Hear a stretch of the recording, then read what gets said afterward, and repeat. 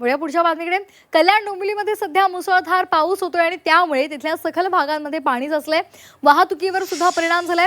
पाणी साचल्यामुळे अनेक गाड्या सुद्धा बंद पडल्याची माहिती मिळते।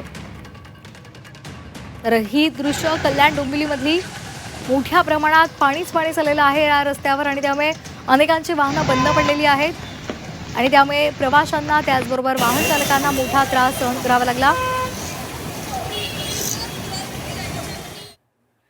मुंबईसह ठाण्याला देखील जे आहे ऑरेंज अलर्ट दिलेला आहे। तर अनेक जिल्ह्यांमध्ये देखील पावसाने जे आहे धुमाकूळ घातलेला आहे। अक्षरशः पावसामुळे जनजीवन जे आहे विस्कळीत झालेले आहे। मी आहे कल्याणच्या नेतोली परिसरामध्ये। आपण पाहू शकता की काय परिस्थिती आहे। कल्याणचे अनेक जे सखल भाग आहेत, या सखल भागामध्ये जे आहे पाणी साचायला सुरुवात झालेली आहे। शिवाजी महाराज चौक असेल, आंबेडकर रोड असेल, त्याचप्रमाणे तेजगाव असेल, MIDC रोड असेल, अनेक ठिकाणी जी सखल भाग आहेत, या सखल भागामध्ये जे आहे पाणी साचायला सुरुवात झालेली आहे।